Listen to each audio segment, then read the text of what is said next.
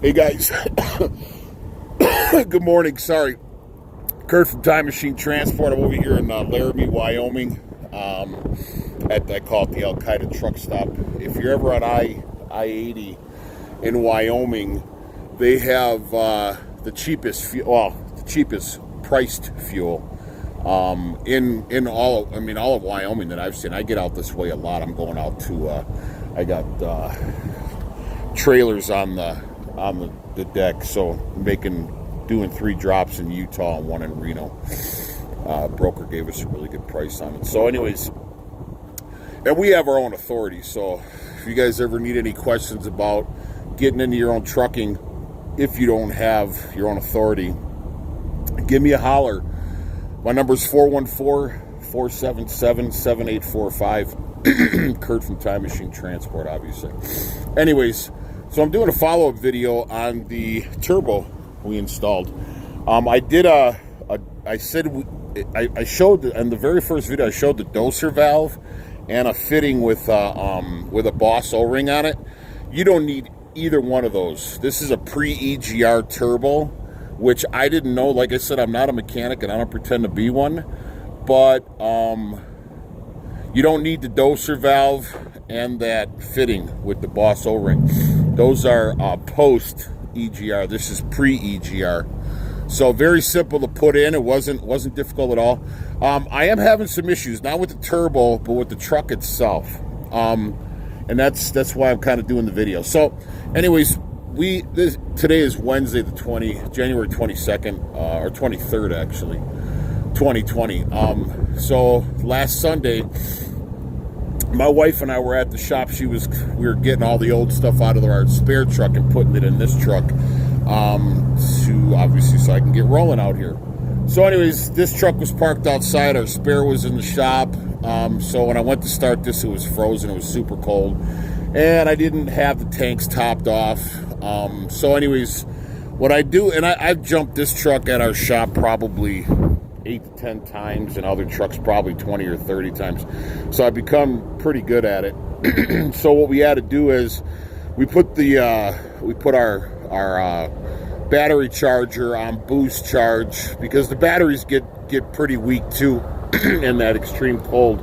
And then I put plastic over the motor and I drape it down, and we got a pretty nice torpedo heater at the shop. So then I just place the torpedo heater under the plastic and it thaws out the motor, the fuel pump and such. And anyways, so and you can actually do that yourself. If you park your truck I've seen guys idle their trucks, literally over the when they're home for weekends. I don't like to be home for the weekends, because when you're out running, when you get home just for the weekend, you're working the entire weekend. So I prefer to stay out a few weeks, 3-4 weeks, and then get home and do a PM on the truck. Anyways, I digress. But anyway, so I've seen guys idle their trucks for whole weekends when it's like 10 degrees or below zero in the north, because they're afraid their truck's gonna not start on Monday. Well, you could turn your truck off, and by the time you've done paying for your fuel for that whole weekend of idling 48 hours or even longer, you could buy a cheap torpedo heater, and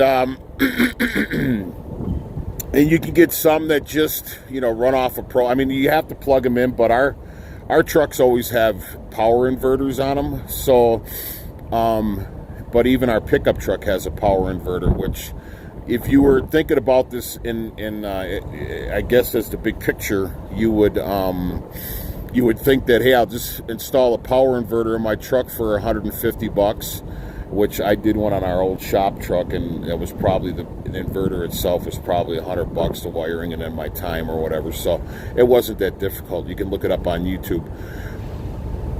Anyways, my point is, by the time you're done spending that fuel for one weekend, you could buy yourself a $150 torpedo heater, and then the following weekend when you're home and you're idling that truck again, or in the future anytime, you could basically buy your torpedo heater and your power inverter and never have to worry about idling your truck the whole entire weekend. So what we do is we just drape the whole motor with plastic, and then we just stick the torpedo heater underneath it, like I said. But I've never had this happen before. This intake right here, my wife we had to end up hooking our pickup truck to it as well because the batteries were so drained or just cold. And then we had hooked jumper cables up to the rear where the batteries are in the Century class. And she was in the pickup truck putting her foot on the accelerator to give juice to the truck. And then when I went up in the cab to start the truck, it started, so the plastic was blowing here because it's not going to get stuck in the fan because the fan is blowing it away. But this right here, when I started pulling the plastic off, this sucked so hard, and I've never had this happen before. The plastic actually ended up getting sucked into this thing. So I'm pulling this thing with all my might, and the motor's about to die, so I finally yelled at my wife, Sarah. I'm like, Sarah. So she comes running out of the pickup truck. I was going to have her shut the truck off, but I was able, by the time she came around, I was able to pull it free. So this sucks extremely hard. So I know it's not the turbo. I've never had a turbo suck that hard. But anyways, because you have your intake line here, and then it goes into your turbo, and that's your intake. And then it goes right out to your exhaust. So, and then this right here is an intake as well, I think. But this is the crazy part. I don't think this is an intake. I think this might be the cooler. What do they call it? It cools the turbo. So maybe, anyways, like I said, I'm not a mechanic and I don't pretend to be one. So here's part of the problem. So when I was hitting some hills in Iowa, and I just hit some mountains last night, or I don't really call them mountains, they're pretty big hills out here in Wyoming. But anyways, when I was in Iowa, I stopped in Rapid City, Iowa. Truck was running like shit, so I changed out. I figured it was probably the fuel filter. So what I did was, this has got that fleet guard with the plunger valve on the top. And then what I did was I just changed this fuel filter, and then it's got a bleeder valve on the top where you just pump it like that. Anyways, I put a new fuel filter in, and it ran really not too bad. It stopped puttering and stuttering and everything else, but I still wasn't getting the power that I should, especially with the fan being off, because the fan was on for a while, and like I said, you lose horsepower when your fan is on. And then obviously a new turbo. So anyways, so I'm thinking about the intake and everything, and I'm like, yeah, this has got to be like some sort of cooler or something, because it goes to your condenser. Yeah, this has got to be the air cooler. Anyways, so I was thinking, I'm like, why is this thing not getting, I mean, I'm taking little hills in Iowa and I'm dying, and I'm like, what the fuck? And I know the air cleaner's good on it. So I look up there, and when you close your hood, obviously that seals around this. So this is where your air comes in. Well, this hose was attached to this. And my guess is, because this is so flimsy, if it sucked that plastic in that hard, and this is sucking through there, my guess, and like I said, it's an educated guess, I don't have proof, but my guess is when it was sucking that hard, when it was pulling air into the turbo, it actually closed this. And it was just kind of fluttering, is my guess. I don't know if in motion it just opens up, but I mean, look at how weak that is. I can just barely do that with my fingers. So I removed it last night at a rest area, and I think I'm getting more air into this. So I think that was part of the problem. I also have another thing that I don't know if it's part of the problem or not, but anyways, I have a message on my dash that says provide fresh air, stop recirculating. I thought that was part of the fan running constantly, but it wasn't. So I don't know if it's part of my cooling system or whatever, or I don't know if it's part of this. I don't know if there's a sensor on this, which I don't see one. But anyways, I just wanted to do a final video on that, so you guys can kind of get